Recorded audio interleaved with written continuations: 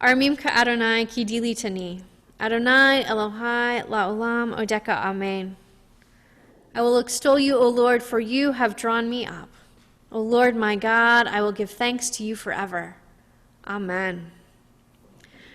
So this summer we're taking some time to look at the life and the faith of one of America's favorite childhood icons, Mr. Fred Rogers. And so today we come and we talk about forgiveness, but we're going to start by talking about emotions. Because without emotions, more often than not, forgiveness would not be needed, right?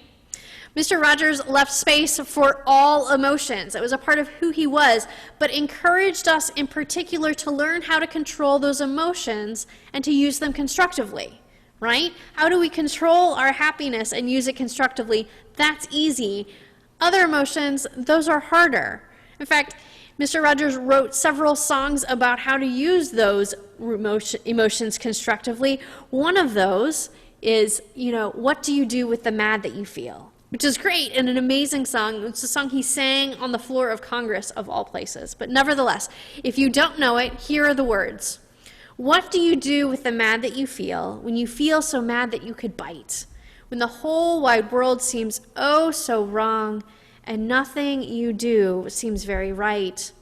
What do? Do you punch a bag? Do you pound some clay or some dough? Do you round up some friends for a game of tag or see how fast you can go? It's great to be able to stop when you've planned a thing that's wrong and be able to do something else instead. And so think instead of this song. I'm not going to keep singing. Think about that. The ability to take our emotions, even the hard ones, the anger, the frustration, the sadness, and to be able to do something positive with that. I have a bit of a confession. My family, when I was growing up, did really well with positive emotions. Negative emotions, however, were not always our jam. We were not so good at dealing with the negative emotions. I can remember a time when my grandmother had come over to visit. We were having a big party or something, so everybody was at my house. There were 10 of us, my family, my dad's parents, and then my dad's brother's family. And my grandmother had in the recent past had a stroke, and so was not nearly as active as she had been for most of her adult life, and was really struggling to cope with that emotionally. And so I was having a conversation with her, and I was a first-year seminary student, so first-year seminary students, they're like, so how does that make you feel? It's a thing. See, Bob is laughing, he gets it. And so I was having this conversation and really trying to help my grandmother cope and deal and just process how she was doing and all of that. And in the process of this conversation, my grandmother started to cry, which didn't bother me, but my cousin ran into the room, and the first thing she said, I will never forget it, "Greenie, did Marianne make you cry?" And it was one of those things where it was very much like an admonishment, like, this is Marianne's fault. You should be happy now. And I think it's a lot of how often we as a society deal with our emotions too. We don't want to deal with the negative things. We're really, really good at being happy. We are really not so good at talking to each other about the times when we're frustrated, at the times when we're sad, at the times when we really, really, really just want COVID to go away so we can see our friends, right? I think Mr. Rogers has a lot to teach us in that sense, because part of our understanding, part of Mr. Rogers' understanding was that all emotions are welcome here.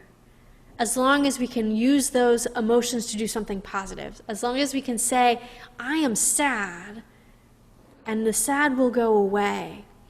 Part of Mr. Rogers' understanding of God and of faith emphasized God's ability to handle our emotions. If we can't be fully able to express our emotions, we can't be our honest selves. We talked about that a couple weeks ago. And so to be able to express who we are and the emotions that we feel is an important part of life. We don't always have positive experiences. There are times when we get hurt. Happened this morning. Bryce came running upstairs and his nose went faster than his toes, which is code in our house for he went head over heels. And all of a sudden I had a crying child. We have times when we get angry, when we get sad, when we're disgusted with the world around us. And in those times, Mr. Rogers teaches us that we need to be able to express that. But also we need to be able to live into the life of forgiveness. Because Mr. Rogers understood that forgiveness is the force that fights back all evil. It's the ability to say, that hurt, whatever that is. But it's more important for that experience for me to be in relationship and move past that hurt in order to live with you. Think of it. Everybody has had a time in their lives where someone has hurt their feelings. Something has happened, whatever it may be. You got socked in the face by a kid, or you were in a car accident, or even someone just said an offhanded comment and it hurt your feelings. To be able to live in a life of forgiveness says that event is not going to hold power over the way I relate to you for the rest of our existence. Sometimes it's easy. Sometimes it's worth saying, maybe you didn't mean to hit me in the face. Maybe you did, but I recognize that maybe I had something to do with it, and we're going to be okay. We're going to talk through it, and we're going to be okay.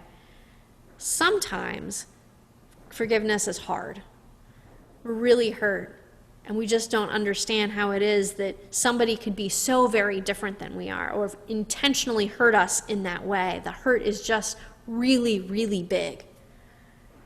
But to live in that life of forgiveness says that we are showing others the love of God, saying the big hurts that we feel are real, and yet they are not as powerful as the relationships that we have. Which is, I think, perhaps what Paul is getting at in his letter to the Ephesians, right? Be angry, but don't sin in your anger. It reflects back to, what do you do with the mad that you feel? How can you be mad at someone without lashing out at them, without creating more harm? How can we reconcile with one another so that we can stay in a right relationship? How do we reconcile with God when we feel that God has hurt us, so that we can continue to be in a right relationship? I think that's a challenge. It's the hard part, especially in a world of COVID where we're not seeing each other face to face, where we're perhaps communicating more through texts, through emails, through video screens, where we're not able to fully embrace the emotion in the same way. But I think it's still important to say our full range of emotions is welcome here in this space. But we still need to seek to do so in a way that does no harm. So today, let us be a people full of emotions who bring our whole selves, knowing that God handles all of those emotions, and seeking ourselves to be willing to forgive those who have caused the hurt and the pain. Because we can get through this. Together, in relationship, we can seek to show that love of God to all the world. Amen.